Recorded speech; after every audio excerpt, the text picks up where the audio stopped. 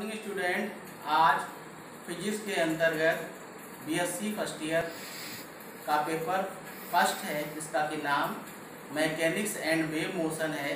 उसी की सीरीज में आज लेक्चर जो हमारा है वो 11 है। इससे पहले 10 वीडियो हमने बताए हैं, वो सारे के सारे एक सीरीज में है। कोई दिक्कत अगर आती है तो पिछले वीडियो देख सकते हैं, ठीक है। तो इसी में हमारी हेडिंग है, वो हेडिंग है सेंट्रल फोर्स, केंद्रीय बल होता क्या है।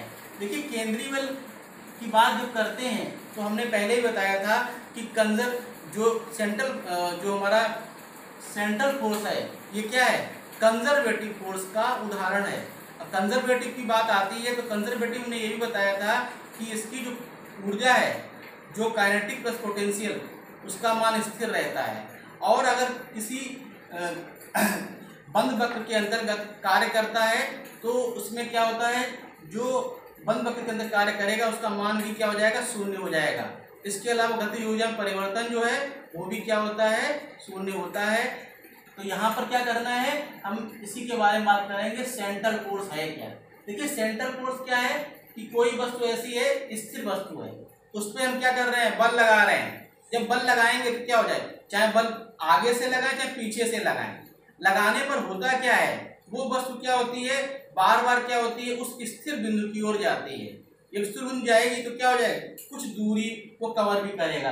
यानी कहने मतलब ये है कि सेंट्रल फोर्स क्या होता है, वो दूरी पर निर्भर करता है। देखिए, इसको बताया गया है, वह बल जो सदैव एक स्थिर बिंदु की ओर या उसके दूर की ओर लगता है तथा जिसका परिमाण उस बिंदु से दूरी पर निर्भर करता है, केंद्रीय बल कहलाता है। देखिए, यहाँ पर बल ऐसा है जो क्या है, आगे से लगे या पीछे से लगे, या तो पास आए या दूर जाए। स्प्रिंग है, स्प्रिंग को अगर इस तरह को स्थिर कर दें और स्प्रिंग को खींचते हैं तो क्या होती है, इसमें एक बार बाहर आती है, एक बार अंदर आती है। एक बार क्या हुआ, हमारा क्या हुआ, दूर जा रही है, एक बार पास आ रही है। और इसका जो परिमाण होता है, क्या इसका मैग्नीट्यूड जो होता है वो क्या होता है, दूरी पर निर्भर करता है। दूरी कितनी वो कवर कर रहा है, कितनी दूर तक जा रहा है, उस पर निर्भर करता है। वो कहलाता है केंद्रीय बल या सेंट्रल फोर्स कहलाता है। इसे मैथमेटिकली जो है हम इस प्रकार से करते हैं, मैथमेटिकली किसी कण पर लगने वाला केंद्रीय बल निम्न रूप में व्यक्त किया जा सकता है। F बराबर function of R unit vector. देखिए, यहाँ पर ये क्या है, लगने वाला बल है, ये हमारा सेंट्रल फोर्स है। और एफ आर क्या है, ये दूरी आर का फलन है। देखिए यहाँ पर, जिसमें एफ आर दूरी आर का कोई फलन है। जो दूरी हमारी क्या है, आर मतलब क्या है, पोजीशन वेक्टर, जो उसकी पोजीशन को बता रहा है, तथा आर यूनिट वेक्टर स्थिर बिंदु के सापेक्ष कण के त्रिज्य वेक्टर आर के अनुदिश एकांक वेक्टर है। ये जो आर यूनिट वेक्टर है ये स्थिर बिंदु के सापेक्ष कण पर लगने वाला, देखिए जो स्थिर बिंदु है जहां पर उसको रोका गया है, रुका हुआ है, उसके सापेक्ष लगने वाला जो है वो त्रिज्य वेक्टर है। इसे यूनिट वेक्टर भी कहते हैं। और जो यूनिट वेक्टर जो होता है वो क्या होता है, vector R upon modulus R. Modulus R क्या, ये है मैग्नीट्यूड, जो परिमाण की बात हमने यहाँ पर की, ये क्या है, ये है वेक्टर आर का परिमाण, इस पे निर्भर करता है, ठीक है। यदि फंक्शन ऑफ आर 0 से कम हो, अगर जो आर इसका मान है अगर 0 से कम होगा तो बल क्या होगा, उस बल को कहेंगे अट्रैक्शन फोर्स या आकर्षण बल कहलाएगा। देखिए, 0 से कम होगा तो इसका मान क्या हो जाएगा, अपने आप निगेटिव में हो जाएगा, ठीक है। और यदि फंक्शन ऑफ आर 0 से बड़ा है तो बल प्रतिकर्षण का होगा।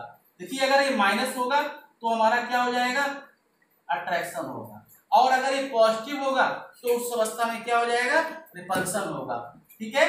तो यहाँ पर क्या हो जाएगा, फंक्शन ऑफ आर पर ये निर्भर करता है, क्योंकि ये दूरी पर निर्भर करता है, ठीक है। तो यहाँ पर देखिए, ये हमने सेंट्रल फोर्स के बारे में बताया कि F बराबर function of R unit vector, ठीक है। तो हमने यहाँ पर क्या बताया, इसके अलावा देखिए इसके कुछ उदाहरण भी हैं, क्या है, कुछ इसके एग्जाम्पल भी हैं। पहला एग्जाम्पल क्या है, गुरुत्वाकर्षण बल, जिसे कहते हैं ग्रेविटेशनल फोर्स, जो एक पर किसी दूसरे कण द्वारा लगता है। एक पर किसी, यानी कि देखिए, एक जो हमारा द्रव्यमान है दूसरे कण द्वारा उसको जो बल लगेगा वो हमारा क्या कहलाएगा, वो कहलाएगा केंद्रीय बल कहलाएगा। जैसे हमारा सूर्य जो है वो क्या है, जो हमारी पृथ्वी है वो सूर्य के चारों ओर चक्कर लगाती है और 24 घंटे में सूर्य क्या करता है, अपने भी अक्ष के चारों ओर एक बार घूम जाता है। अब देखिए यहाँ पर क्या है, जो पृथ्वी है और जो हमारा सूर्य है उन दोनों के बीच में जो बल लगता है वो कहलाता है गुरुत्वाकर्षण बल कहलाता है। क्या कहलाता है, गुरुत्वाकर्षण बल कहलाता है। अगर पृथ्वी जो है अगर उस पे द्रव्यमान को हम m1 ले लें और इसके अलावा देखिए जो हमारे पास m1 और m2 हमने दो क्या किया, यहाँ पर द्रव्यमान ले लिए। द्रव्यमान जब ले लिए हैं यहाँ पर तो देखिए यहाँ पर दोनों द्रव्यमानों का अब जो हम यहाँ पर बल कार्य कर रहा है, जो बल प्राप्त हो रहा है वो क्या है, इन दोनों द्रव्यमानों के गुणनफल और बीच की दूरी के स्क्वायर के व्युत्क्रमानुपाती होता है। देखिए यहाँ पर ये मल्टीप्लिकेशन में है और ये क्या है, ये अपॉन में है, स्क्वायर में है। तो यहाँ पर क्या हुआ, F बराबर G m1 m2 upon r square. अब देखिए यहाँ पर जो G आया है ये क्या है, ये गुरुत्वाकर्षण नियतांक है। ये कब आया, जब हमने यहाँ पर समानुपाती का निशान हटा दिया, क्योंकि F जो है वो directly proportional to m1 m2 और indirectly proportional to r square. तो यहाँ पर क्या होगा, जब इसको हटाएंगे तो हमारा G आ जाएगा, ये कहलाएगा ग्रेविटेशनल कांस्टेंट। ठीक है, तो पहला एग्जाम्पल क्या है, गुरुत्वाकर्षण बल, जिसको कि हमने यहाँ पर F बराबर G इससे व्यक्त किया है। दूसरा हमारा क्या है, स्थिर वैद्युत बल।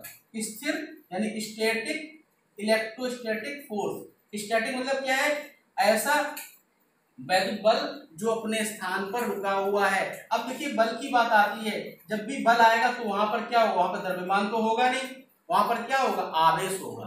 क्यों, वैद्युत में क्या होता है, आवेश होता है। देखिए यहाँ पर जो एक आवेशित कण पर किसी दूसरे आवेशित कण द्वारा लगता है, यहाँ पर क्या हो गया, एक आवेशित कण है, किसी दूसरे कण द्वारा जो बल जो लगता है वो कहलाता है स्थिर वैद्युत बल। ठीक है, हाइड्रोजन परमाणु में इलेक्ट्रॉन केंद्रीय बल के अंतर्गत घूमते हैं। जो हमारा हाइड्रोजन एटम है उसमें जो इलेक्ट्रॉन है वो केंद्रीय बल के अंतर्गत क्या करते हैं, यहाँ पर क्या है, घूमते रहते हैं, सदैव नाभिक की ओर लगता है। और ये देखिए नाभिक की ओर लग रहा है तो सीधी सी बात है, यहाँ पर जो बल लग रहा है वो हमारा कैसा है, सेंट्रीपिटल फोर्स है। तो केंद्र की ओर लगने वाला फोर्स होता है सेंट्रीपिटल फोर्स, और जो बाहर की ओर लगता है वो सेंट्रीफ्यूगल फोर्स कहलाता है। ठीक है, यहाँ पर देखिए F बराबर 1/4 pi epsilon 0 Q1 Q2 upon r square. यहाँ पर भी क्या करेंगे, जैसे हमने यहाँ पर बल निकाला ऐसे बल यहाँ पे आ जाएगा। यहाँ पर क्या है, दो आवेशों के बीच में बल लग रहा है और दूरी हमारी क्या है, यहाँ पर r स्क्वायर अपॉन में है। यहाँ पे भी समानुपाती का निशान लगाएंगे तो F बराबर Q1 Q2 upon r square हो जाएगा। ये हमारा क्या है, 1/4 पाई एप्सिलॉन, ये क्या है ये जो है यहाँ पर स्थिर बल नियतांक है। ठीक है, इसको जो है मान 9 × 10⁹ होता है। तो ये हमारा क्या हो गया, दूसरा इसका जो है उदाहरण हो गया। ठीक है, इसी क्रम में तीसरा हमारा जो है वो स्प्रिंग का उदाहरण है। देखिए यहाँ पर क्या दिए, एक स्प्रिंग के एक सिरे पर लगा एक पिंड ले सकते हैं। ठीक है, देखिए यहाँ पर क्या किया हमने, यहाँ पर एक सिरे को हमने स्थिर कर दिया। स्थिर करने के पश्चात क्या किया हमने, क्या किया, यहाँ पर एक सिरा स्थिर कर दिया और हमने क्या कर दिया, इस स्प्रिंग को हमने क्या किया, अपनी ओर खींचा। खींचने पर क्या होता है, स्प्रिंग जो है आगे पीछे की ओर मूव करती है। जब ये आगे पीछे की ओर मूव करती है तो स्प्रिंग में क्या होता है, कंप्रेशन, यहाँ पर क्या संपीड़न और विरलन होता है। कहीं पे स्प्रिंग ज्यादा बढ़ती, कहीं पे कम हो जाती है। कहने मतलब ये है कि जहां पर कम ज्यादा होगी तो क्या हो जाएगा, उसमें क्या हो जाएगा, स्प्रिंग आगे आएगी पीछे जाएगी, आगे आएगी पीछे आएगी। इस प्रकार की क्रिया यहाँ पर होती है। जिसका सिरा स्थिर हो तब पिंड एक केंद्रीय बल के अंतर्गत आगे पीछे गति करता है। देखिए होता क्या है, सिरा स्थिर है, स्प्रिंग को खींचा गया है, स्प्रिंग क्या हो जाएगी, आगे पीछे जाएगी, क्योंकि यहाँ पे बल लगाया गया है। जब भी बल लगाते हैं तो स्प्रिंग क्या होती है, अपने स्थिर सिरों की ओर जाती है, फिर क्या होती है, वहां से दूर लौट जाती है। जो कि हमारा केंद्रीय बल के अंदर बताया गया क्या है कि ऐसा बल जो ऊपर नीचे, जो उसके आगे की ओर या पीछे की ओर कार्य करता है। स्प्रिंग क्या कर रही है, यही कार्य कर रही है, इसको आगे पीछे की ओर मूव करा रही, गति करा रही है। अर्थात स्प्रिंग पिंड को स्थिर सिरे की ओर खींचती है। क्या हो रहा है यहाँ पर देखिए, स्प्रिंग जो है वो क्या कर रही है, स्थिर सिरे की ओर इसको खींच रही है। जब खींचेगी या इसको दूर धकेलती है। देखिए यहाँ पर एक बार खींचेगी, एक बार दूर करे, एक बार खींचेगी दूर करेगी, तो ये प्रक्रिया क्या होगी, लगातार होती रहती है।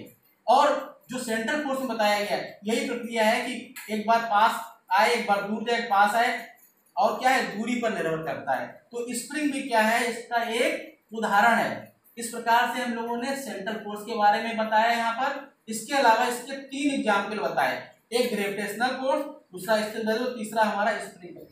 ठीक है, तो इस प्रकार से हम लोगों ने आज सेंट्रल फोर्स के अंतर्गत उसके कुछ उदाहरण भी देखे कि कैसे यहाँ पर सेंट्रल फोर्स कार्य करता है।